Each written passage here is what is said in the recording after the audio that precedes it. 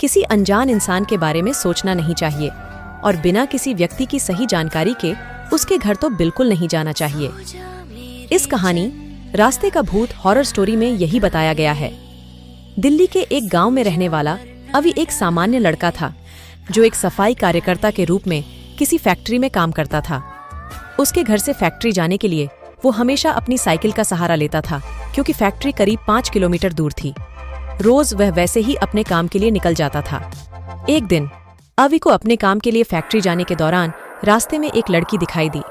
यह लड़की उसे गुस्से में देख रही थी और उसकी ओर घूर रही थी।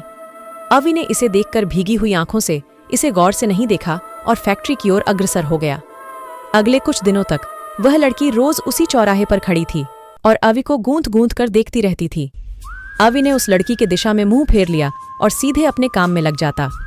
इस तरह 1 सप्ताह बीत गया और वह लड़की अचानक से वहां से गायब हो गई। यह देखकर अवी चौंक गया और सोचने लगा कि ऐसा क्यों हुआ और यह लड़की क्यों वहां नहीं है।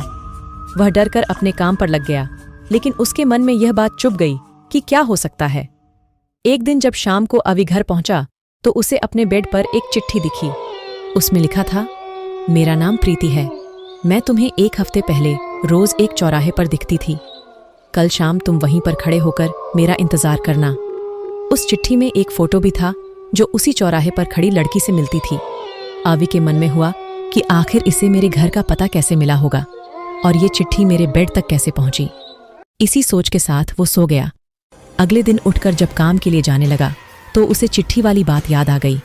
साइकिल से वो सुबह फैक्ट्री पहुंचा और दिन भर उसी लड़की के बारे में सोचता रहा। शाम को वो उस चौराहे पर पहुंचकर उस लड़की का इंतजार करने लगा। काफी देर हो गई लेकिन वो आई नहीं। अभी इंतजार करके थक गया था, इसलिए वो घर की ओर निकल गया। घर पहुंचते ही उसने सोचा कि क्यों न चिट्ठी पर लिखे हुए पते पर जाकर ही उस लड़की से मिल लिया जाए। रात होने को थी, इसलिए उसने सुबह सुबह उस लड़की के घर जाने की सोची।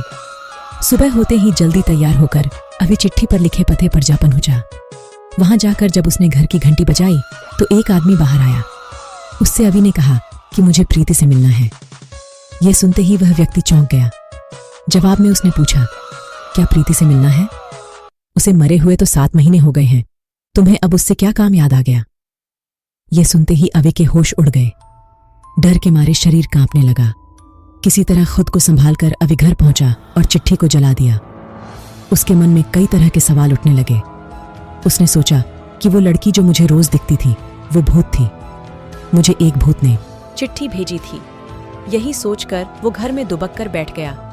उस दिन से अवी न तो रास्ते में किसी को देखता था और न ही किसी अनजान इंसान के बारे में सोचता था। किसी अनजान इंसान के बारे में सोचना नहीं चाहिए और बिना किसी व्यक्ति की सही जानकारी के उसके घर तो बिल्कुल नहीं जाना चाहिए। नोट: ये कहानी केवल मनोरंजन के लिए है। इसके पीछे हमारा उद्देश्य किसी भी प्रकार की अंधश्रद्धा का प्रसार करने का नहीं है।